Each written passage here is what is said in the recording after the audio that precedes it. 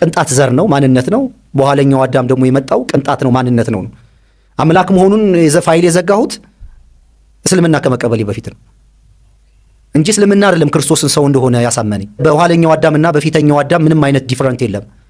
የመጀመሪያው አዳም ከመሬት የተበጀው እግዚአብሔር እፍ ብሎ የፈጠረው ማንነት ያመጣለት እሱ ኮራፕትድ ሆኗል።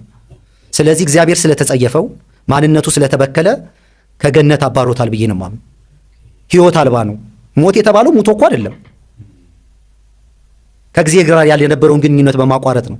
ስለዚህ በክርስቶስ በኩል ደግሞ የእውነት መንፈስ ሆኖ በመጣው ይሄን የእውነት መንፈስ የሚለውን ከእስልምና ጋር በኋላ እያይዝልሃለሁ። የእውነት መንፈስ ሆኖ ከመጣው ክርስቶስ ጋር ደግሞ ህይወት ይዞ ነው የመጣው። በመጀመሪያው አዳም የገባው ሞት ለሁሉ እንደሆነ ሁሉ በክርስቶስ የገባው ህይወት ደግሞ ያለማንም ፍቃድ ራሱ ነው ብዬ ነው ማምነው። ስለዚህ የሚጠፋ የሚድን ሰው የለም። ሰው ሁሉ የክርስቶስ ህይወት ተካፋይ ነው ብዬ ነበር ሳምን ነበር። ግልጽ ነው አግኝተኛ።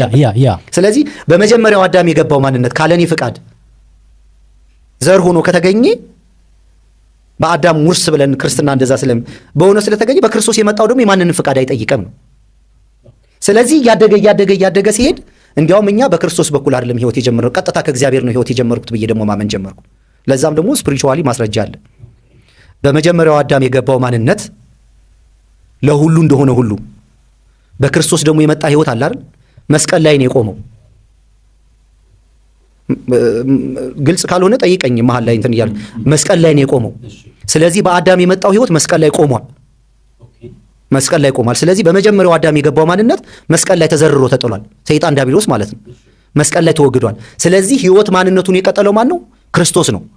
ማመን አለባችሁ፣ መቀበልም አለባችሁ። ይሄ በመጀመሪያው አዳም የገባው ምት ሰይጣን ሞቶ ተወግዷል። አሁን ህይወት ማንነቱን የቀጠልኩት እኔ ነኝ አለሱ። ስለዚህ ቆሟል። እኛ ደግሞ ከክርስቶስ ሞት በኋላ የመጣን ያ አዳም ዘር አልመጣም ወደኔ። አሁን በአዳም የሚባለው ዘር እኔን አያገኘኝም። መስቀል ላይ ቆመሃ የዛሬ 2000 ምናምን ተከፍሎለታል። በቃ ተከፍሏል። እግዚአብሔር ከፍሎታል፣ አስወግዶታል። ተከፍሏል የሚለውን እንኳን ብዙ አልቀበልም ነበረ። የለመድኩት አይደወርድ ራሱን ተከፍሏል የሚለው ይሄ በኋላ ላይ ተሸቀጠ ቋንቋ ነው። ለማን ነው የሚከፍለው? እኔ መስቀል ላይ የመጀመሪያውን ሰው አስወግዶታል ብዬ ነው የማምነው። የእግዚአብሔር ሐሳብ ነው ያ የመስቀል ስራ እንጂ እግዚአብሔር የሆነ ልጁን ለሆነ ሰው ሄዶ ከፍሎ ምናምን ለማን ነው የሚከፍለው? ከፋይ ካለ እኮ ተቀባይ አለ፣ የሚቀበለው ሌላ አካል አለ ማለት ነው። ጥያቄም እኮ የጠየቅኩት እሱ ነው። አንተ የሆነ ነገር እኔ ልጅህን ባስገድድብህ ልጅህን መስዋዕት ካደረግ ተቀባይ አካል አለ። ለማን ነው ልጁን የሚከፍለው? ስለዚህ በአዳም የገባውን ማንነት ነው መስቀል ላይ ያስወገደው ብለን ሳምን የነበረው። ስለዚህ ከሰው ውጭ ነው ይሄ። እኛ ደግሞ ከክርስቶስ ሞት በኋላ ነው እኛ የመጣ ነው። ስለዚህ በክርስቶስ ህይወት ወደኔ አልመጣም ወደሚል በማንም ያልተደፈረ አደገኛ ደግሞ ትምህርት ጀመር። እንደዚህ ያሉ የኔ ጀማዎች እንደዚህ ነበር መሰል ሐሳቦችን ኢንተርቴይን ታደርጋለህ። ከመጽሐፍም ማስረጃ ስላለን ነው። መስቀል ላይ ከቆመ ወይ ለምንድን ነው የአዳም ኃጢአት ወደኔ የሚያልፈው? አዳም ቆመሃ መስቀል ላይ ኋለኛው አዳም መጥቶ እኮ ገረሰሰው። የእግዚአብሔር ልጅ የዲያብሎስን ስራ ሊያፈርስ ተገለጠ እኮ ነው የሚለው። እግዚአብሔር አለ መስቀል ላይ እኮ የእግዚአብሔር ልጅ የዲያብሎስን ስራ ሊያፈርስ ተገለጠ ነው የሚለው ቃል በቃል የሚለው። ስለዚህ የገለጠ አካል አለ ሌላ አብ የሚባል ሶርስ። ልክ የመጀመሪያውን አዳም የፈጠረ ክርስቶስንም የፈጠረ ሌላ አባት አለ፣ ሶርስ አለ፣ ፈጣሪ አለ። ስለዚህ እሱ መጥቶ ነው መስቀል ላይ ያስወግዷል። አሁን በአዳም ሞት የለም፣ በክርስቶስ ህይወት መጣ። ስለዚህ ይሄንን ጎስፕል ነው ስበኩ የተባሉት። አሁን ሞት የለም፣ በመጀመሪያው አዳም የነበረው ተወግዷል። ሴት የለም፣ ጨዋ የለም፣ ወንድ የለም፣ ባሪያ የለም፣ ሁሉ በክርስቶስ ህይወት ሆኗል። በዚህ ጽኑ እምነት ነው የገፋሁት ለ4-5 ዓመት እና የእውነት መንፈስ ቅድም እያልኩ ነበረ። እንግዲህ እስልምና አልተማርኩትም። እኛ የምንናገረውን ነገር ሙስሊም አላስተማረንም።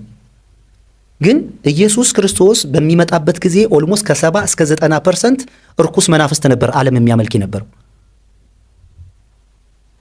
ስለዚህ የእውነት መንፈስ ነው ማለት ከአላህ የተላከ እውነተኛ ነብይ መልእክተኛ ነው፣ ህይወት ይዞ የመጣ ነው የሚለውን የእውነት መንፈስ የሚለውን ለሙስሊሞች እንደዛ ብለው ያምናሉ። ይሄ ከየት መጣ? እንዲህ አይነት ነገሮች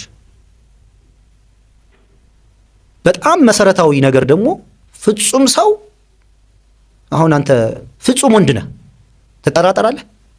ፍጹም ሴት ትሆናለህ?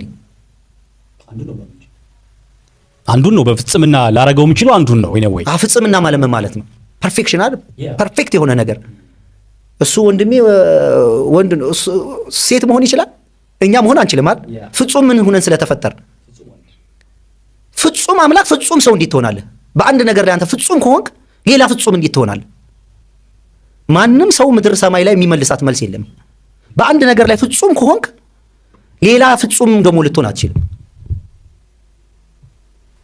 ይሄም ጥያቄ ነበር። አዎ በአንድ ፍጹም ወንድ እንዴት ፍጹም ሴት ሊሆን ይችላል? በጣም ይሄ በቃ ሊገባቸው ይችላል ብዬ የምጠቀመው ምሳሌ ነው። ስለዚህ ፍጹም አምላክ ፍጹም ሰው ሊሆን አይችልም። ስለዚህ በቃ እያልን ከእስልምናው ወደ እስልምናው ከመሄዳችን በፊት በቃ ይሄ የክርስቶስ አምላክ እንዳልሆነ፣ ቅንጣት ዘር እንደሆነ፣ ሰው እንደሆነ እሱን ዲስፕሩፍ ከማድረግ ነው የጀመርከው ማለት ነው። እነዚህን እርግጠኛ ሆነ ስላሴ የሚባል ነገር እስልምና አይደለም ያስጣለኝ። እኔ ራሴ 9-8 ዓመት ሆኖኛል ቀጣልኩት። ጀስት እንትንህን በመጠቀም ብቻ በቃ በማየት በማጥራት መጽሐፍን በማንበብ ብቻ በነገራችን ላይ እነዚህ መመለስ ይቻላል። ስላሴ የሚባለው ነገር ከምንም ከክርስቶስ ኢየሱስ ትምህርት ጋር አይገናኝም።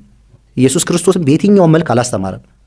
ስለ አንድ አምላክ፣ ስለ አንድ ቸር፣ ስለ አንድ ፈጣሪ፣ ስለ አንድ ኃያል እሱ የተነገረውን የተላከበትን ሐሳብ ከማራመድ ይሄ የሚያደርጋቸውን ፈውስም ምናምን እንኳን በእኔ ላይ ያለ ሌላ ኃይል እንጂ አይደለሁም እያለ ትሁት ነው። በስነ ስርዓት ነው ሲያስተምር የነበረው። የትም ቦታ ላይ ማንም ማቅረብ አይችልም። ስለዚህ እነዚህ ነገሮች ሰዎች ናቸው ተሰብስበው እንግዲህ ከዛ በኋላ ማንበብን መጠየቅም ስለማችል ወተህ ማየት መጠየቅ ትጀምራለህ። አሁን እነዚህ ነገሮች በኒቃ ጉባኤ በ325 እንደዚህ ተወስኗል በስተን ሰው ይናደዳል። አሁን እኮ በጣም ቀላል ነው። ጎግል ይሄ ምንድነው ኤአይ እኮ ያወራል። ክርስትና የተመሰረተው መቼ ነው እንዴት ነው የተቋቋመው ትልቁ አማርኛ ከኛ በላይ ነው የሚያውቅ። የወሎ ሰው የሚመስለው ሲያወራ በደንብ ያብራራል። እና ተው ጽሁፉን አታንብበው እንደዛ ይነግርሃል። ስለዚህ እነዚህ ነገሮች ያንን አንድ ሶርስ አለ ወደሚል ማጠቃለያ ላይ ሲደርስ ያ ሶርስ ያ ምንጭ በትክክል ይገልጠዋል ብዬ የሰለጠነ ሃይማኖት አገኘሁ። በጭራሽ በሃይማኖት በተስፋ በቆረጥኩበት ሰዓት እስልምናን በጣም አቅልዬ ንቄ ጠልቼ በምኖርበት ሰዓት ከእስልምና እንዲህ አይነት ዕውቀትና አስተሳሰብ አመለካከት ይኖራል ብዬ አላስብም ነበር።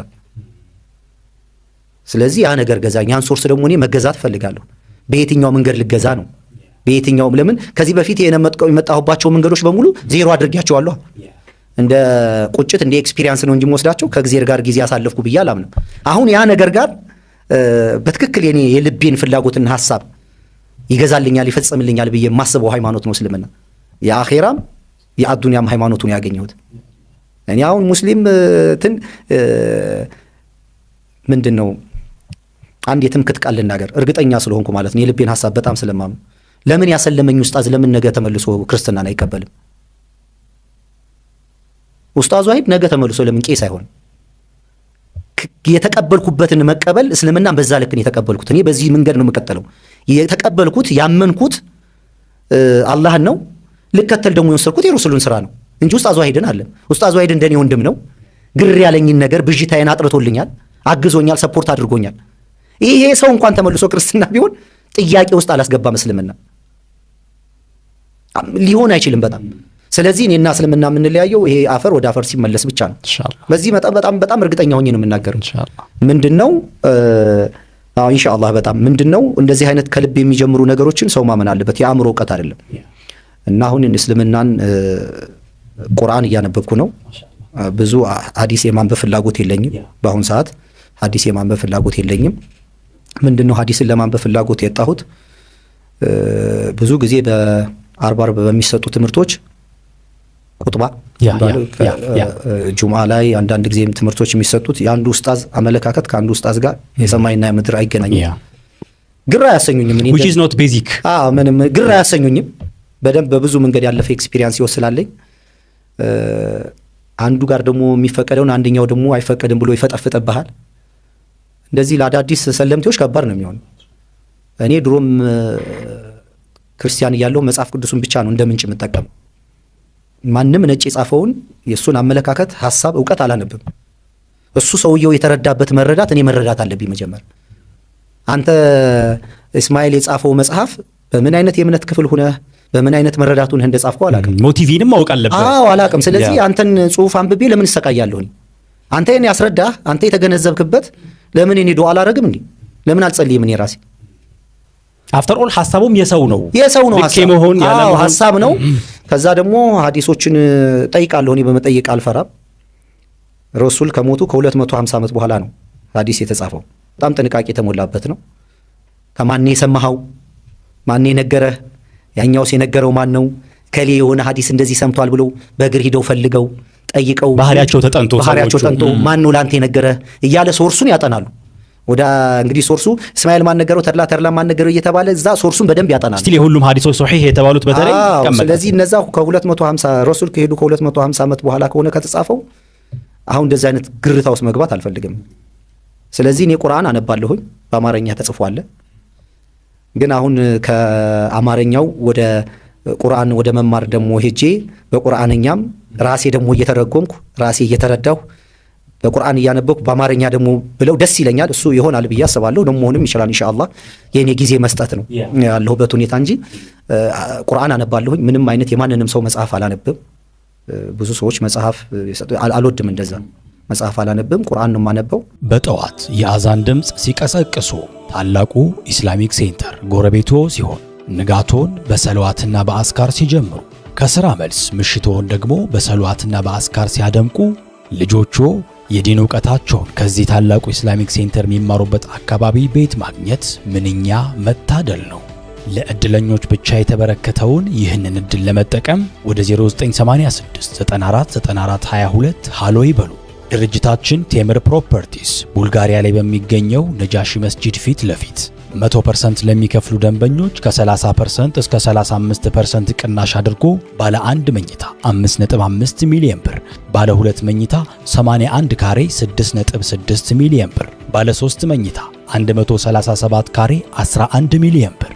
ቀስ በቀስ መክፈል ለሚፈልጉ ደግሞ ከ1.6 ሚሊዮን ብር ቅድመ ክፍያ ጀምሮ እንዲሁም በሪዘርቬሽን ለመዋዋል ከ500 ሺህ ብር ክፍያ ጀምሮ በመክፈል ቀሪውን ግንባታውን እያዩ እምነቶን እኛ ላይ እየጣሉ በ15 ዙር የሚከፍሉበት አማራጭ አመቻችተናል። ቤቶቻችን ቢያከራዩአቸው አሊያም ቢሸጧቸው የሚያተርፉ ናቸው። በተጨማሪም ለዲያስፖራ ደንበኞቻችን ያሉበት ሀገር ሆነው ክፍያ የሚከፍሉበት አማራጭ አመቻችተናል። ሁሉንም እዛው ያሉበት ሀገር በዲኤችኤል ከንሎ ወኪል ሳያስፈልጎት ቤቶን መግዛት ይችላሉ። በአዲስ አበባ በአራቱም አቅጣጫ 8 ሳይቶችን ገንብተን አጠናቀን በቃላችን መሰረት ብዙዎች የዘመናዊ ቤት ባለቤት አድርገናል። ለበለጠ መረጃ ወይም ቢሮ ቀጠሮ ለማስያዝ በ0986 94 94 22 ይደውሉልን። ቴምር ፕሮፐርቲስ የህልሞ ማረፊያ።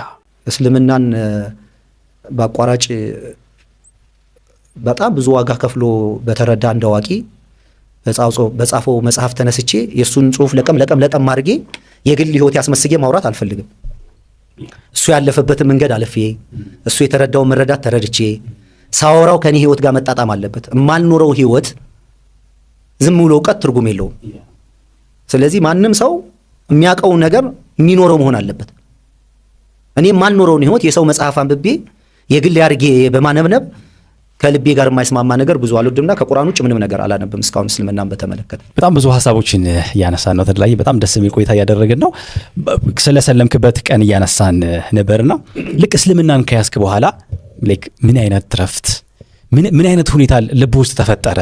ስለዛች ምን ትንሽ ብናወራ ደስ ይለኛል። ስለዛች ሰከንድ እድሜም ስለገፋ መሰለኝ ከ50 ስላለፍኩ ጀምሬው እኮ ነበር መሀል ላይ ወደ ሌላ ሐሳብ ስለገባን እንጂ በጣም ያተነፋፈስ ስርዓት የተዛባ በጣም ጨነቀኝ።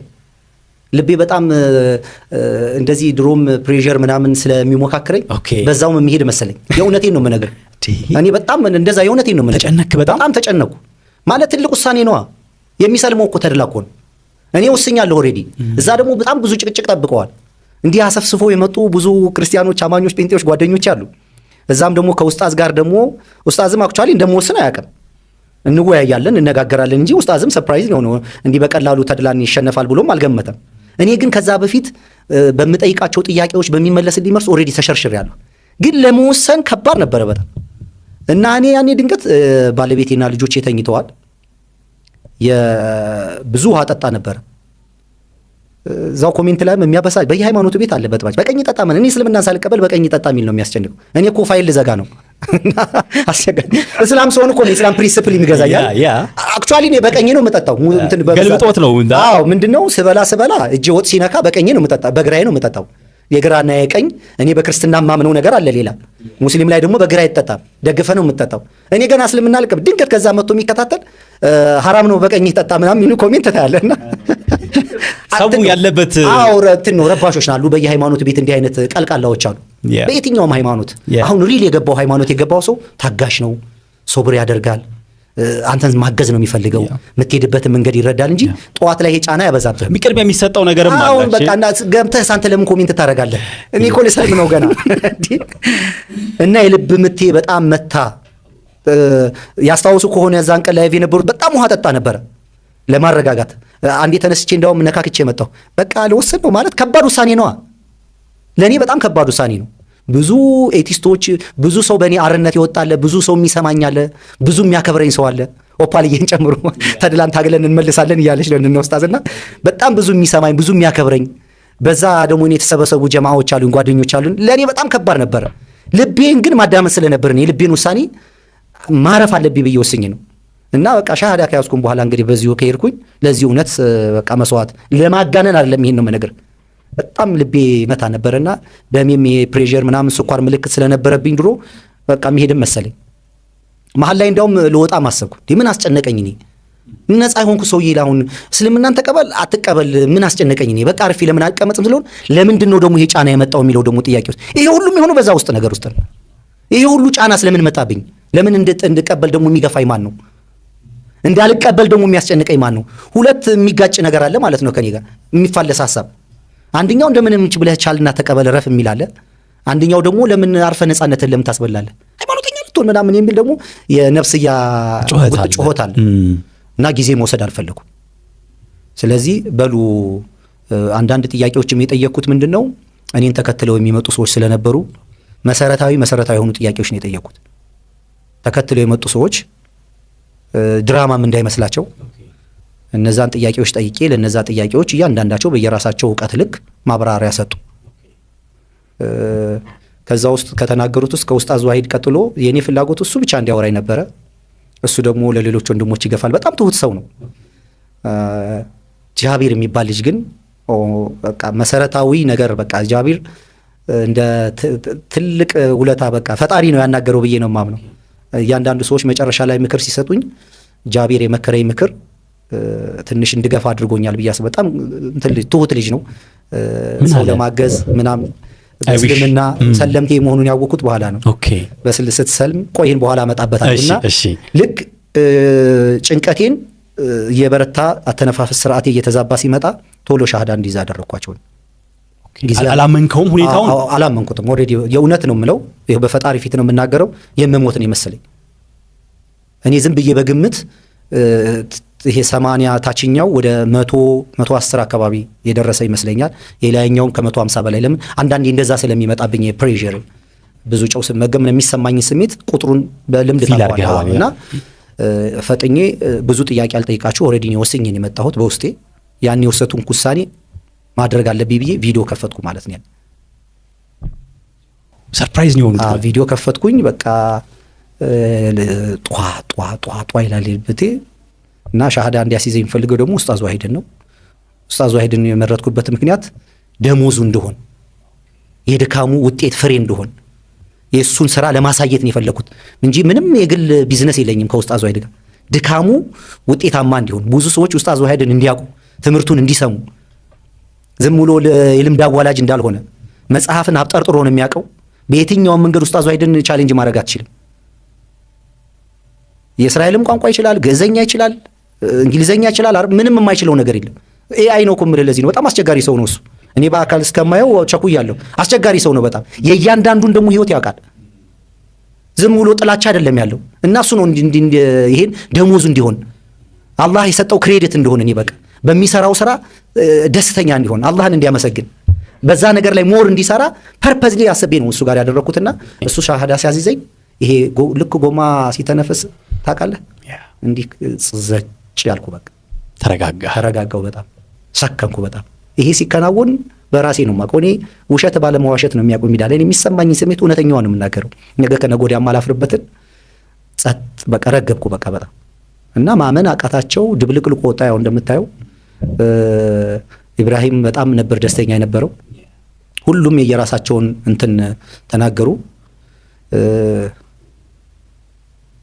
እኔ በጃቢር የተናገረው ነገር ምንድን ነው?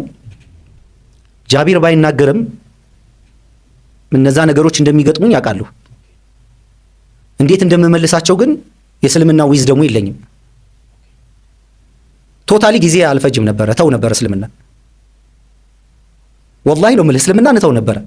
ጃቢር የመከረኝ ምክር በጣም መሰረታዊ ምክር ነው። እሱ ባይመክርህ ኑሮ በጣም ትልቅ ጥበብ ነው የሰጠኝ። አሁን ነገሮቹ ስላለፍኩባቸው ተራ ነገር ይመስላሉ። አየህ ይሄ የተራመደ ሰው ነገርን በቁም ነገር የያዘ ዋጋ ከፍሎ ሰዎች ያሉትን ቢሉም በጣም ታግሎ ነው የተናገረው። ይህን መስማት አለበት ላይ ያለ አረሳም። ያን ሰዎች ሪከርዱን ማየት ይችላሉ። እኔ ላሳስብህና ልነግርህ የምፈልገው ብሎ በደንብ 4 ነጥብ እያደረገ ነው በድፍረት የነገረኝ። ያቺ ንግግር ጋሻና ጦር በላት በቃ። እኔ እንትን ነኝ ዝም ብሎ ሰው መጥቶ ጫና ላርግብህ ምናምን ቢለኝ ልክ ልኩን ልነግረው እችላለሁ። ምንድነው ምናምን ልል እችላለሁ። እሱ ያለፈበትን መንገድ ግን ስለሚያውቅ በጣም አስቂ ነው። ንግግሮቹ ቀላል ነው። ጸጉርህን ሊያስቆርጡ ይችላሉ። ሐራም ነው ብሎ መነጽርህን ሊያስወልቁ ይችላሉ። ልብስህን መቀመጫ መተንፈሻ የሚያሳጡህ እንዲሁ ዝም ብሎ ሙስሊሞች አሉ። እስልምና በጭራሽ ከነሱ ጋር እንዳትመለከት። እነሱን ከሰማህ ይሄ አሁን የገባህን ነገር ከነሱ ጋር አያይዘህ ትጥለዋለህ። አትዘልቅም ነው ያለኝ በቃ። አንተ በጣም ይሄንን ነገር ልናገር የፈለኩት ሌሎች ዝም ብሎ ቢሆኑ ችግር አልነበረብኝም አለ። በጣም ነፃ ሁን፣ ይሄን ወርክ ሰው ነህ፣ ሃይማኖት የምትጸየፍ ሰው ነህ። አንዳንድ መልእክቶችህን እሰማለሁ። ዝም ብሎ ማንም እየመጣ እንዲህ ቢልህ አንደኛ ልትናገርም ትችላለህ። ሁለተኛ እስልምናን በደንብ ሳታቀው በእነሱ ሚዛን ሚስት አደርገዋለህ። እንደነዚህ ለመሆን ብለህ እላለሁ እኔ ከዛ እና በደንብ ተከታትሎኛል ማለት ነው። ሚስት አደርገዋለህ እስልምና። ከዛ ደግሞ ብሎ በጭራሽ ይሄ ዝም ብሎ አሁን እስልምና ላይ ስለ ማወቅና ስለ እምነት ደግሞ ነገረኝ። በጣም መሰረታዊ ነገሮችና እውቀትና እምነት ቁርአን ላይ በጣም ብዙ ተጠቅሷል። እንደውም ኢኳል በሆነ መንገድ የእምነትህ ምንጭ እውቀትህ ነው እና በወቅ ቁጥር ኢማንህም እምነትም እየጨመረና እዛ ላይ ፎከስ እንድታደርግ ዝም ብሎ የተሰማህን ስሜት በሙሉ ጌታ ተናግሮኛል ምናምን የመንፈስ ሐሳብ ነው ብለህ እንዳትቀባጠር፣ ቃል በቃል ነው ያለኝ እንዳትቀባጠር። ስለዚህ ጸጥ ብለህ ሰዎች የሚናገሩትን እየተውክ በገባህ ነገር እየኖርክ። እስልምና በጣም ገር ሃይማኖት ነው። በምታውቀው ነው የምትጠየቀው። በማታውቀው ዝም ብሎ ሰዎች ሊያስጨንቁ ቢሞክሩ እንትን ነው እንጂ በጣም ከክፋታቸው ጥግ መነጽርህን ሁሉ ነው የሚያስወልቁ። እና እዛው ላይ ቅድም ነገር ያለው እኔ ኮሜንት እያነበብኩ ነበረ። ውሃ በጣም በቀኝ እኮ ነው የምጠጣው። ገልብጦት ነው ሚረር አድርጎ። አዎ ቪዲዮ ስተ በግራህ ነው የሚያስመስለው። ወንድሜ ሐራም ነው በቀኝ አጠጣ ይልሃል። ከስር እዛ ሁኑ ጃቢር የሚላቸው ልጆች እኮ አሉ እዛ። ሩቅ አትሄድም። አዎ እንደገና ደግሞ ቪዲዮ ላይ እኔ ትኩረት አድርጌ የምጣው እንትን ይታያል፣ ቲሸርት ዝቅ ብሏል፣ ገላህ ይታያል፣ ሰብሰብ አድርጎ ይልሃል። ምንድን አይነት ምንድን ነው አሁን ይሄን የምትለው? አሁን አንዳንዴ እዛ ማውረድ የሚባል አለ ቲክቶክ ላይ በአካል ብታገኘው ጸጥታስ ብለዋል ገስጻ። አሁን ያንን ሰው መፈጥፈጥ እኮ ነው በቃ ማውረድ ነው ያለብን። እንደዛው ኮሜንቶች ለምን እንደሚዘጉ ምናምን የገባኝ ያኔ ጭራሽ ስሜታዊ ሆነ እኮ ሌላ ነገር እንድትናገር ምናምን ያደርጉሃል። የጃቢር ቴንክ ዩ ሶ ማች በጣም ያን ነገር ገፍቶ ደፍሮ በመናገሩ እሱን በአካል አናገውም። በጎን ነው ጸጉሩ እንደ ቦምባርድ የረዘፈ ነገር ነው። አታውቀውም እሱ በአካል አታያቸውም እነዚህ ንጽጽር ላይ የሚሰሩትን ሰዎችና እና መጨረሻ ላይ እንደዛ ሻሃዳ ተቀብዬ በጣም ደስተኛ ሆንኩኝ፣ አረፍኩ። እኔ አሁን ቃል የለውም ያንን ለመግለጽ። እንግዲህ በቃ ደስተኛ ሆንኩኝ። እንትን የህፃን ልጅ ልብ ሆነ በቃ ደስተኛ ሆንኩ። የልብ ምቴ ምናምን ራስ ምታት አንገቴን ቆላልፎ ያዘ ብን ብሎ ጠፋ። መጨረሻ ላይ እንደዘጋው ይሄ ወዳጄ ነው የምልህ አሊ የ31 ዓመት ባለቤቱ ፋይል ስትልክልኝ ነበር። ፋይል ስትልክልኝ ኡስታዝ እንድሰማ ያደረገችኝ ባለቤቷ ወዲያው እያለቀሱ ነበር ሲሰሙ የነበሩት። እንግዲህ ሙስሊም ነው ይሄ ልጅ። የ31 የ32 ዓመት ጓደኛዬ ነው። ክርስቲያን ነው ብሎ ጠልቶኝ አያውቅም። እኔ መጀመሪያ ሰርጌን ሙሉ ወጪ በቃ ኦልሞስት 90% ወጪ ያወጣው ሙስሊም ነው። አሊ አርባ ይባላል። አሁን የጭፍራ ወረዳ አስተዳዳሪ ነው። 2000 ላይ ሳገባ ሙሉ ወጪን የሸፈነው ሙስሊም ነው። ወንድሞቼ ናቸው፣ ዘመዶቼ ናቸው። በጣም ከሙስሊም ጋር የኖርኩት እንደዚህ ነው። የእነሱ ጓደኝነትና ፍቅር እንኳን እስልምና እንድቀበል አላደረገኝም። እና ይህ ስለ እስልምና የሚወራው ጥላቻ ምናምን ይሄ ለጎረቤት ለጓደኛ አይነት ያላቸው አክብሮት የሚሰጡ ፍቅር ብዙ ክርስቲያን ከአፋር ጋር በሰላም ነው የሚኖረው። አንድ አፋር ሰውን በሃይማኖቱ ሰው አታክ አድርገው አያውቁም። እንደዚህ አይነት ሰዎች ጋር ነው እንግዲህ የኖርኩት እኔ። በቃ የመጀመሪያ ሁለተኛ ሚስት ነው ያለኝ። አሁን መጀመሪያ ሚስቴን ተፋታኋት 2000 ላይ ሙሉ ወጪውን የሸፈነው አሊ አርባ ነው። ተራ ባለሙያ ነበር ያኔ ከሰዎች ጋር እንደኔ እየዞረ ለምን ወንድማችን ልጃችንን መዳር አለብን ብሎ እነዚህ ነገሮች ላይ እንትን አላቸው፣ ውጤት አላቸው። ልብህ ላይ የፈጠሩ የሚሄዱት ነገሮች አሉና አሊ ደወለ ወዲያው ይከታይሳው የኔ ጓደኛ ማለት ነው። ይከታይሳ ማለት ወዳጅ ጓደኛ በአፋርኛ ይከታይሳው። አሁን እምልህም በደንብ አዳምጣለኝ። አዲስ ልብስ አውጣለኝ፣ ግባና ሙሉ ገላህን ታጠባለኝ፣ ጧሃራውን ንጻ አለኝ። በቃ ሙሉ ገላህን ታጥበህ ጧሃራ ሁነህ አዲስ ልብስ ለብሰተኛለኝ። በቃ ወዳጄ ነው። አንድና ሁለት ብዬ ለመስማት እሱን ራሱ ጊዜ አልሰጥም። በጣም ስለማምነው ስለምወደው ገብቼ ገላይን ታጠብኩ፣ አዲስ ልብስ አውጥቼ ለበስኩ። የተኛሁት እንቅልፍ እንደ ሕፃን ልጅ ማንኮራፋት የለ ምን የለ። ባለቤቴ ነው ጠዋት ቀስቅሳ ይሄ ልጅ አለ በህይወት ምን ታውቃለች። ግን እሷ ይሄ ሁሉ ሲሆን ተኝተዋል እነሱ መሀል ላይ። እሷማ ትሰማለች፣ ቲክቶክ ላይ ማውራውን ትሰማለች፣ ታጥቤ ሙሉ ስተኛ ትሰማለች። ጠዋት ግን አተኛኝ በጣም ለጥ ብዬ ነው የተኛሁት። እንደዛን ቀን ተኝቼ አላቅም። ያው ሽማግሌ ከ50 በላይ ስትሆን ታውቃለህ፣ ወጅ ወራጅ ነው የምተኛው። እንዴ እያወክ የምተኛው አለ እኮ ናፕ እንደ ዶሮ እያልካው። እና እኔ ሌሊት ላይ በጣም ይሄ እንትን ፖለቲካ እና ታሪክ በጣም ወዳለሁ። ታሪክ ወይ ፖለቲካ ወይ ታሪክ እየሰማሁ ነው ዩቲዩብ ላይ። በዛው እንቅልፌ እየለፈለፈ ደግሞ ነቃለሁ፣ እንደገና ተኛለሁ። የዛ ቀን ድብን ብዬ ተኛው። ጠዋት እሷ ነች የቀሰቀሰች። ይሄ ሰውዬ ሄደ እንዴ ምናምን ብላ አረጋግጣ ስቀጠቅዘኝ ጠንቀው ስነቃ የተሰማኝ ስሜት የብዙ ዓመት ዳኗ፣ የብዙ ዓመት ስትረስ አለ፣ ጭንቀት አለ። በጣም ተኛው በጣም። ከዛ በኋላ ምንድነው በጣም ከእስልምና ደስ የሚለኝ ነገር በጣም ሁሉን ነገር ቀለል አድርጎ፣ ቀሊል ነው ማለት ርካሽ ነው ማለት አይደለም። ገር ታውቃለህ? አዎ ገር የሚለው እያንዳንዷ ነገር ላይ ክሬዲት አለ። አሁን እኛ የሆነ ነገር ላይ ደርሰ ነው ፐርፌክት የምትባሉ እንደዛም ሆነ አይሳካልህም ትኮንናለህ። አሁን ቁርአን መስማት ራሱን የቻለ አጅር አለው፣ ክሬዲት አለው። ማንበብ ራሱን የቻለ ክሬዲት አለው። ከፍተህ ማሰማት ራሱን የቻለ ይሄ እኮ ትልቅ የስነ ልቦና ሕክምና ነው። በጣም የሚገርም ሃይማኖት ነው። ያን ቁርአን መስማት አሁን ዝም ብለህ አይ አለኝ ይሄ ወዳጅ አሪ ዝም ብለህ አንተ ስተኛ አሁን ዩቲዩብ ምናምን ተውና ዩቲዩብ ላይ ቁርአን ከፍተህ እሱን እየሰማህ ተኛለህ። ቁርአን ከፍታለሁ መተኛው እንቅልፍ ሌላ ታሪክ ነው። በቃ ይሄ 15 ዓመት ልጅ 16 ዓመት ልጅ የሚተኛው ከዛ እንዲህ ነገር እንቅልፍ መድኃኒት ይሆን እንዴ አልኩ። አሁን ሰዎች ላማከር አልኩ። ሰው ካማከርኩ ይኸው አስተማሪ ይበዛል ሃይማኖት ላይ። ተው የሐራም ነው ቀስ በል አርፈ ቁጭ በል ሶብር ምናምን የሚልህ ይበዛል። ልቤ ላይ ይሄ ነገር ደግሞ መጣ። ይሄንንም አልጠይቅም። ለውስጣዝም ልጠይቀው ሞከርኩ። ቅድም ብያለሁ የልቤ ላይ ሐሳብ ጫና ከመጣ በማስተናገድ ነው ላርፍ የምችለው። አይ እኔማ ለምን ዝንጅብል ይጠጣል ሰው? ለምን ይጨነቃል? ለምን መጠጥ ይጠጣል? ለእንቅልፍ ብሎ ለምን ሌላ ባዕድ ነገር ይጠቀማል? ስለዚህ የእንቅልፍ መድኃኒት ተገኘ ብዬ ቁርአን ነው ብዬ ተናገሩ። አብዛኛው ሰው ሰፖርት አደረገኝ። ዩቲዩብ ላይም ሲገባ የቁርአን እኔም እንደዚህ ቁርአን አሁን በቃ ምንም ከፍታለሁ፣ ሰከንድ አልቆይም። አንኮራፋ ነበር አላንኮራፋም። አሁን ቃዥ ነበረ ምናምን በጣም ሚስቴ አንዳንዴ እየመጣች የለም ያ ነገር ረፍት ውስጥ ገባው በጣም። አሁን ቁርአን ከፍታለሁ ተኛለሁ። ፖለቲካ አልሰማም፣ ታሪክ አልሰማም። እንትን ይሄ ጤነኛ ሱሰኛ ታውቃለህ? ጤናማ ሱስ ማለት ነው ያ። ከዛ ደግሞ ጁማ ሲደርስ የሚሰማኝ ስሜት ፊል ለሰዎች ካስረዳህ ያበላሹብሃል ታውቃለህ። እና አንተ የምትናገረው ነገር እውነት ነው እውነት አይደለም። እውነት ካልሆነ እንኳን ሰዎች ያስተካክሉሃል፣ ችግር የለውም። ግን ከልብህ የጀመረ ከአቅልህ የጀመረ ነገር ግን ከአእምሮ አይደለም። የአእምሮ ቅዠት ነው። ብዙ አላምነውም ይሄንን እኔ የተጫነበትን ስለሆነ የሚያወራው። ይሄኛው በጣም አስተማማኝ ነው። እንዲያው ያላህ ማደሪያ ነው ብዬ ማምነው እሱን ነው። እኔ በቃ ከዚህ የሚመጣ ሐሳብ ሰው ማስተናገድ አለበት። አሁን ጁማ በቃ ሐሙስ ምናምን ደስ ይለኛል። በቃ አርብ ሲደርስ ደግሞ ገላይን ታጥቤ እዛ ላመንኩበት ነገር ደግሞ ሰሚት ማድረግ ደስ ይለኛል። ቀላል አይደለም። አቅለልህ እንዳታየው በጣም ድፍረት አይደለም። ውሳኔና ድፍረትና ብልግና ይለያያል። አሁን ሰዎች ልክ የሰለሙ ቀን ይሸማቀቃሉ። ያን ነገር በእስልምናቸው የማፈር ለሰዎች ለመግለጥ ያንን ሃይማኖታዊ ስርዓት የማድረግ አሁን ጀለቢያ ዴዋን ነው ለብሼ የወጣሁት አርብ ቀን። ብዙ ሰዎች አርብ ሲሄድ ጀለቢያ ለብስ ለምንድን ነው ጀለቢያ?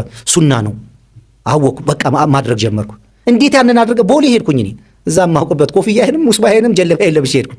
ትልቅ ውሳኔ ነው። ሰዎች ይሸሹሃል። ሰላም የሚል የለም። ቤተሰብ ላይ ልጆች ላይ ምናምን የሚደርስ ጫና አለ። ያን ነገር መተግበር በቃ እነዚህና አሁን ጁምአን በደንብ ነው በጣም ኢንተርቴይን ታደርገዋለህ። ቪዲዮዎችም ትለቃለህ። በደንብ ደስ ይለኛል በጣም በቃ ጀለቢያን ለብሼ ሽቶዬን ገላዬን ታጥቤ የዛን ቀን በቃ ልዩ ስሜት ነው የሚሰማኝ። ሙሉ ቀን ቁርአን ሳዳምጥ ነው ሙለው ሌላ ነገር አልሰማም። እንትን ነው ይሄ ሰዎች በእስልምና ይኑር አይኑር አላውቅም። ትምህርቱን ገና እንትን እያልኩ ስለሆነ ውሎውን ማሳመር አለበት ሰው። የምትመርጠው ጓደኛ ከምታራምደው ነገር ጋር አብሮ ግብአት የሚሆኑ ሰዎች መሆን አለባቸው። ያንን ትንሿን ጭጯን ድባቅ አድርገው እንዳያጠፉብህ ቶሎ እኔ ምንድን ያደረኩት ከሙስሊሞች ጋር መገናኘት፣ ማውራት፣ መጠየቅ ምናምን ፍክር ውስጥ መግባት እዛ ውስጥ ገብቼ ቶሎ አባዶ ላይ አሁን ቲክቶክ ላይ ያቆኛል እንዲተዋወቁኝ ፈለኩ። በህሊናም ትጠበቃለህ ይሄ ልጅ ሙስሊም ነው ብለው ሰፖርት ሊያደርጉ ምናምን እንደገና ሰውም ሁሉ አገለለኝ። ስለዚህ አባዶ ላይ ለቃዲው እኔ ሪጂ ነገር እዚህ አባዶ ነው የምኖረው። እስልምናን ከተቀበልኩ ዛሬ 7 ቀኔ ነው። ከዚህ ከወንድም ከእህቶቼ ጋር አስተዋውቁኝ። ማህበራዊ ሚዲያ ስለተጠቁ ግንባሬን ስመው በቃ ሰው አለቀሰ ቆሞ ሰው እንደዛ አድርገው ተቀበሉኝ። ሀጂ መሐመድ ሳኒ መስኪንትን ኢማም እንደዛ አድርጎ ቶሎ ውሌን ከነሱ ጋር ማድረግ አደረኩና ትንሽ እንድረጋጋ አደረኩ። ወዲያውኑ ከሌሎች ሰዎች ጋር ግንኙነት ማድረግ አልፈለኩም እና እንደዛ አድርጌ ቁርአኔን እየሰማሁ እተኛለሁ እና ወዳጄ እንደዛ ገለሃን ታጠባ ይለኝ። በቃ አስወገድኩት። ያኔ በቃ ታጠቢ አዲስ በቃ አድርጌ ሶሪ ሽቶ ጣል አድርገባት አለኝ። ታጠቢ በቃ ስለዚህ ሽቶ ጣል አድርጌ ተኛው በቃ እና አሁንም እሱ በብዙ መንገድ ነው የሚረዳኝ። እስልምናን ከተቀበልኩ በኋላ በተለይ የአፋር ክልል ህዝብ የተሰማው ደስታ፣ ያደረጉልኝ ሰፖርት፣ የሰጡኝ ወንድማዊነት ፍቅር እንዲህ ቃል በቃል ስማቸውን ጠቅሰህ አችልም፣ ግን ዋና ዋና ሰዎች እንዳውትል ሸሂን በራ የሚባል አለ፣ ሀጂ ዳውድ የሚባል አሊ ጓደኛዬ፣ መሐመድ ቦልኮ፣ መሐመድ አፍቄ፣ ያሲን ሐቢብ እነዚህ እንግዲህ በሙሉ ትልልቅ ስልጣን ላይ የሚገኙ አብረውኝ የኖሩ አብረውኝ የሰሩ ሰዎች ናቸው። ያው መሐመድ አፍቄ አለቃዬ ነው፣ ግን ሙሉ ቤተሰቦች የሱ ሚስት የምታደርግልኝ ድጋፍ የመጀመሪያ ቀን ስሰልም ጀለቢያ የገዛችልኝ፣ መስገጃ የገዛችልኝ፣ ቁርአን በአማርኛ የገዛችልኝ የመሐመድ አፍቄ ሚስት ነች። አለቃ እነሱ ቤተሰቦቼ ናቸው፣ ጓደኞቼ፣ ወዳጄ ሙሉ የአሊ ቤተሰቡ ሙሉ ከነሚስቱ። ሸሂን በራ የሚባል የአፋር ክልል ትልቅ ባለሀብት ነው። ይሄ በቃ ሞር የነሱ አቀባበል እስልምናን እንድወድ የበለጠ እንደዚህ ነበር እንደሚሳሱልኝ አልኩ። በቃ ይሄን ነበርን የሚመኙልኝ አሉ። እነዚህ በሙሉ አንድ ቀን ክፉ ፊት አሳይተውኝ ያውቁ። ድፍን የአፋር ህዝብ እንደኛ የኛ ልጅ ነው ብለው ነው የሚቆጥሩት። አንድም ቀን ክፉ ፊት አሳይተውኝ ያውቁ። እስልምና ስቀበል ግን ያደረጉት በቃ ሌላ ነገር ነው። አሁን የሀጂ ዳውድ ምልህ በጣም ቢዚ ነው፣ ግን የመጀመሪያ ቀን ውዱ አደራረግ ያስተማረኝ፣ የመጀመሪያ ቀን ሶላት የሰገድኩት ከሱ ጋር ነው፣ የመጀመሪያ ጁምዓ ሶላት የሰገድኩት እሱ ጋር ነው፣ የመጀመሪያ ጾም ያፈጠርኩት እሱ ጋር ነው፣ የመጀመሪያው ሙምራን ያደረገው አብረን ነውና ይሄ የሰው አይደለም፣ የሰው ስሌት አይደለም። ይሄ ዲቫይን ፕላን ነው። አዎ ለኔ ብሎ አዘጋጆች ነው እንጂ ከዛ በፊት ረጅም ዓመት የምንተዋወቅ ልጅ ነን። ብዙ ትተራረባለህ ምናምን የሚበራው ምናምን እንባባለን እንጂ እስልምናን በዚህ ልክ እንደያዘ አላውቅም ነበር። ይሄ አጋጣሚ አይደለም መቼም። የመጀመሪያ እንትን ኢድም ደግሞ ያፈጠርኩት እሱ ጋር ነው። ኢንሻአላህ ደግሞ አሁን ሀጂ እኔ ጋር ታደርጋለህ ብሎኛል። የመጀመሪያ ሀጂ ደግሞ ከሱ ጋር ሊሆን ይችላል፣ እኔ ነው ወስድ ብሎኛልና ኢንሻአላህ በጣምና ይሄን ሰውዬ አላህ ለኔ ያዘጋጀት ነው። በቃ ይሄ ሸሂን በራ የምትለው ዴዋን የሰማ ቀን ኡስታዝ ልትሄድ ነው እንደዚህ በቃ እንደዚህ ብሎ እና በጣም የረሳኋቸው ብዙ ሰዎች አሉ። መሐመድ ሐሰን የሚባል አለ ደግሞ አንድ ወንድም እንደዚሁ እና እያንዳንዱ ይሄ እንቅስቃሴ በጣም ደስተኞች በጣም እና አፋር ሂጄ ለዛም ደግሞ 7 ቀን ጾም ያለሁኝ እኔ ጾም የመጀመሪያውን 7 ቀን እዛ ጾም ያለሁኝ አንድ 7-8 ቀን አፋር ጾም ያለሁና በየመስጊዱ ስገባ እንደ ህፃን ልጅ ነው አንገቴን ግንባሬን ምናምን ይስሙኝ። ደስታቸው ልዩ ነው በጣም። አሁን በየሆቴሉ በየሻይ ቤቱ ምናምን ስገባ ሙስሊሞች የሚያሳዩ ፍቅር አሁን ተሳቀቂያለሁ። ሆቴል መግባት ማን እንደሚከፍል አታውቅም። በቃ ዝም ብሎ አታውቅም በቃ ተከፍሏል ብለው ይሄዳል። በቃ ማን ነው አታውቅም። በቃ ሙስሊሞች ግን እንደዚህ አይነት ስብዕና እንዳለ በጭራሽ አላውቅም። እኔ ይሄ የአፋሮች አፋሮችን እነሱ ጋር ነው የኖርኩት ካልቸሬ ምናምን። በጭራሽ እንደዚህ ደግሞ እኔ ጤነኛ ብዬ የምቆጥረው እነሱን ነው። በጣም ነው። አሁን ተድላ ጋር በ3 ነገር አይቀለድም ይባላል። ክፉ የአርሰናል ደጋፊ ነበርኩ። ፕሮፌሰር መስፍንን ወዳለሁ በጣም። በአፋር ደግሞ እኔ ጋር መቀለድ አይቻልም። ድርድር የለም በ3ቱ ነገር። ጓደኞች የሚጠሩኝ አፋሩ ብለው ነው። ራሴን የቻለ ጎሳ አለኝ፣ ቤተሰብ አለኝ፣ ዘመድ አለኝ። ያው እኔ አፋር ምናምን ዘር ማንነት ነው ብዬ አላምንም። መገለጫ አለኝ ራሴ። እነዚህ ሰዎች ሞር ደግሞ ልክ ሙስሊም ሲሆን ሁሉ እስላም ላይ ያለ ባህሪ ነው አፋሮቹ ያሳዩልኝ። ከዚህ በፊት የሚሰጡኝ ሪስፔክት አለ፣ አክብሮት አለ፣ መውደድ አለ። እስላም ደግሞ ሲሆን በቃ ሌላ ታሪክ ውስጥ ገቡ። ብዙ ሰዎች እያለቀሱ ነበር የሚሰጡ። ብዙ ተመልካች አፋር ነው የሚመስለኝ እዛ ላይቭ ላይ ብዙዎቹ አፋር 100% እርግጠኛ ነኝ አፋር በጣም ነው የምወዳቸው። እነሱ የሚወዱኝ ነበረ። አሁን ደግሞ በቃ ሙሉ ሆንክልን አሉ። በቃ የአኺራም የዱንያ ሆንክልን ብሎ እና ሙሉ ሙስሊሞቹ እንዴ አንተ በጣም እኔ ምን ድከት የመጣ ፍቅር ነው? አንድ አይነት ፍቅር እንዴት ሊሆን ይችላል? አሁን እዛ በተለያየ አንዱ ያቀርባል፣ አንዱ ይወዳል። አንድ አይነት ስሜት እንዴት ይኖራል? አንድ አይነት ስፕሪት፣ አንድ አይነት መንፈስ እንዴት ይኖራል? ሁሉም ግንባርህን ነው የሚስሙ፣ ዌልካም ይሉሃል፣ በጣም ደስ ይሉሃል። ባላቸው ነገር ሰፖርት ለማገዝ ምን ላድርግ፣ ምን ልገዝህ፣ ምን እናድርግ፣ ሙሉ እኮ ነው የምልህ። በቃ ያገኘኝ ሙስሊም በሙሉ እንደዚህ ነው። አሁን ወደ መስጊድ ስገባ አይን ይበዛብኛል። እንደዚህ ትንሽ ፈራለሁ፣ እሳቀቃለሁ፣ እንትን ትህትና ለማሳየት ምናምን ጥረት አደርጋለሁ። ሰው በዛ ልክ የሚገባኝ ሰው ነኝ ብዬም ስለማላምን በጣም ነው ከፍ አድርገው የተቀበሉኝ። እኔ ይሄ መዲናም ስትሄድ መካም ስትሄድ ሙስሊም በቃ የተባለ እኔን ካገኘ እንደ ሕፃን ልጅ ነው አቅፎ የሚስመኝ፣ እንደ ሕፃን ልጅ እና በጣም እሱ ሁሉ በጣም የበለጠ ብርታት አቅም ይሆናል። በጠዋት የአዛን ድምፅ ሲቀሰቅሱ ታላቁ ኢስላሚክ ሴንተር ጎረቤቶ ሲሆን ንጋቶን በሰለዋትና በአስካር ሲጀምሩ ከሥራ መልስ ምሽቶን ደግሞ በሰለዋትና በአስካር ሲያደምቁ ልጆቹ የዲን ዕውቀታቸውን ከዚህ ታላቁ ኢስላሚክ ሴንተር የሚማሩበት አካባቢ ቤት ማግኘት ምንኛ መታደል ነው። ለዕድለኞች ብቻ የተበረከተውን ይህንን ዕድል ለመጠቀም ወደ 0986 94 94 22 ሃሎ ይበሉ። ድርጅታችን ቴምር ፕሮፐርቲስ ቡልጋሪያ ላይ በሚገኘው ነጃሺ መስጂድ ፊት ለፊት 100% ለሚከፍሉ ደንበኞች ከ30% እስከ 35% ቅናሽ አድርጎ ባለ 1 መኝታ 5.5 ሚሊዮን ብር፣ ባለ 2 መኝታ 81 ካሬ 6.6 ሚሊዮን ብር፣ ባለ 3 መኝታ 137 ካሬ 11 ሚሊዮን ብር፣ ቀስ በቀስ መክፈል ለሚፈልጉ ደግሞ ከ1.6 ሚሊዮን ብር ቅድመ ክፍያ ጀምሮ እንዲሁም በሪዘርቬሽን ለመዋዋል ከ500 ሺህ ብር ክፍያ ጀምሮ በመክፈል ቀሪውን ግንባታውን እያዩ እምነቱን እኛ ላይ እየጣሉ በ15 ዙር የሚከፍሉበት አማራጭ አመቻችተናል። ቤቶቻችን ቢያከራዩአቸው አሊያም ቢሸጧቸው የሚያተርፉ ናቸው። በተጨማሪም ለዲያስፖራ ደንበኞቻችን ያሉበት ሀገር ሆነው ክፍያ የሚከፍሉበት አማራጭ አመቻችተናል። ሁሉንም እዛው ያሉበት ሀገር በዲኤችኤል ልከንሎ ወኪል ሳያስፈልጎት ቤቶን መግዛት ይችላሉ። በአዲስ አበባ በአራቱም አቅጣጫ 8 ሳይቶችን ገንብተን አጠናቀን በቃላችን መሰረት ብዙዎች የዘመናዊ ቤት ባለቤት አድርገናል። ለበለጠ መረጃ ወይም ቢሮ ቀጠሮ ለማስያዝ በ0986 94 94 22 ይደውሉልን። ቴምር ፕሮፐርቲስ የህልሞ ማረፊያ።